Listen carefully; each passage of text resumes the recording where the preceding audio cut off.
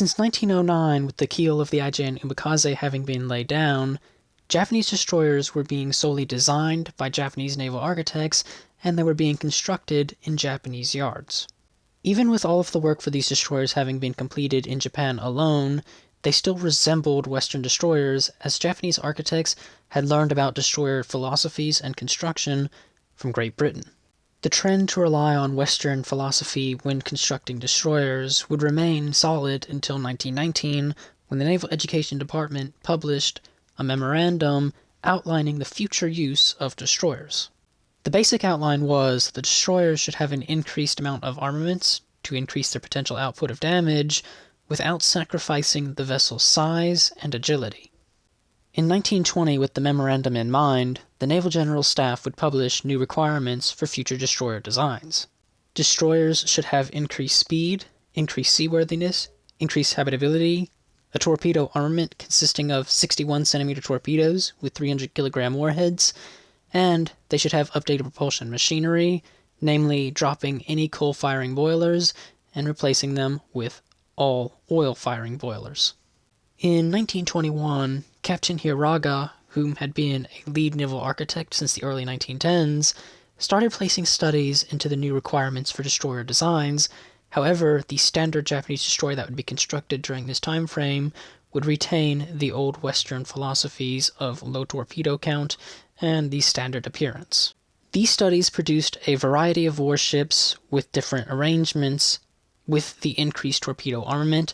Sometimes gunnery was sacrificed to place torpedoes on the hull, but one of the common characteristics between all of these designs is they retained the old Western look. Hiraga would move on from these study drafts and then produce 5 case studies where multiple destroyers of various characteristics were designed. Case 1 had the largest destroyer, a 2,200-ton behemoth that only carried 2 triple launchers with 1 reload for each tube, bringing a total complement of 12 torpedoes. The smallest and weakest of the case studies was number 5. It only had 2 triple launchers with no reload, and its displacement was 1,400 tons. This is the case study that was actually constructed. It would become the IJN Kamikaze. Of course, the completed ship had a slightly rearranged torpedo armament, dropping the 2 triple launchers and going for 3 dual launchers. In 1922, the Washington Naval Treaty was signed, and for the time frame, destroyers were a largely unregulated type. On the 10th of October 1922, members of the Naval Ministry, Combined Fleet, and Naval Torpedo School met to discuss upgrading the requirements for future destroyers. The requirements that came out of this conference were effectively updated variations of the 1919 Memorandum's requirements. For the moment, the Naval General Staff would largely ignore these new requirements as they wanted to increase the number of destroyers they possessed rather than the quality of them. As a result, they opted to construct the Mutsuki class next.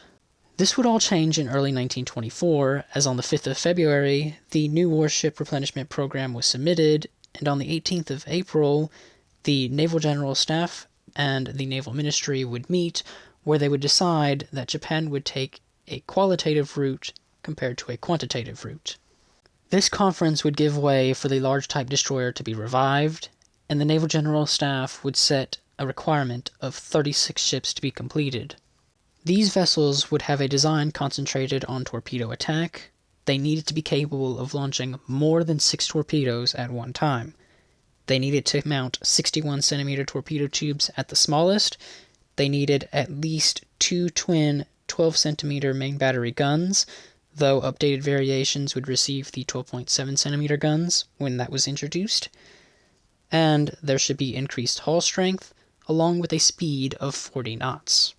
The design cooked up mounted 3 triple launchers, all containing 61-centimeter torpedoes. It had 4 13-centimeter main battery guns, had a top speed of 39 knots, with an operational range of 4,000 nautical miles at 14 knots. However, the displacement was 1,900 tons, which was deemed too great. A new design was submitted on the 24th of February 1925. It would retain the same torpedo armament, it would drop one of the 13-centimeter main battery guns, and speed was slightly reduced to 38 knots.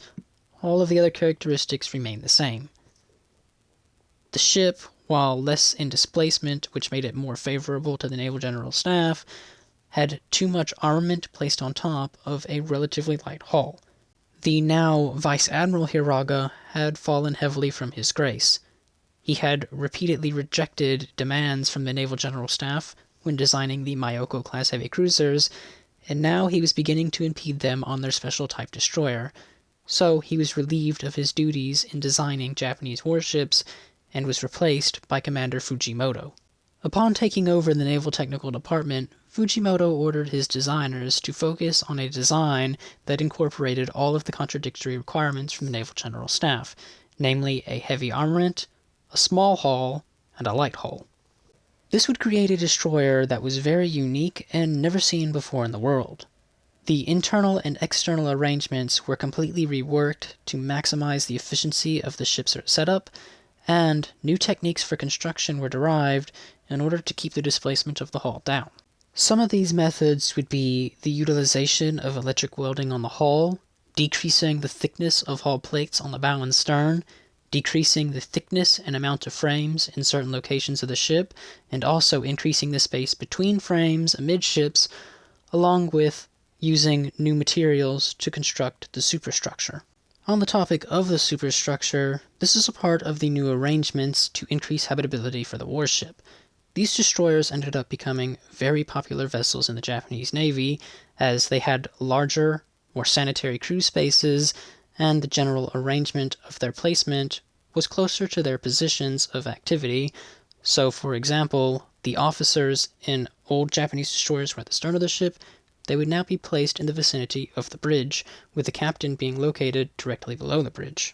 The ship's galley would also receive updated cooking equipment, which helped create more sanitary meals in a more efficient manner. The ships had an overall length of 112 meters, a beam of 10.5 meters, and a draft of 3 meters, with a displacement of 1,700 tons.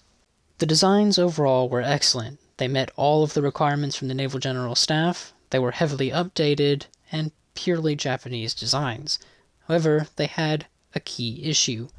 All of the sacrifices that had been made to keep the displacement down completely eliminated any reserve in the ship's design, which would eventually lead to the catastrophic Fourth Fleet incident, where a few of the destroyers lost their bows.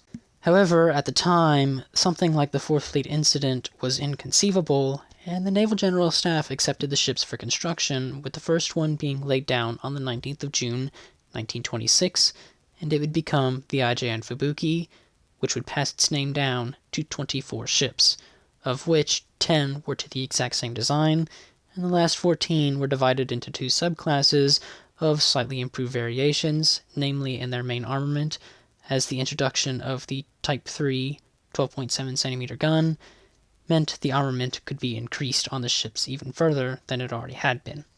With that having been said, there is nothing more to add on to this topic for today. So, if you have enjoyed this video, why not leave a like and a comment down below, and have a wonderful day.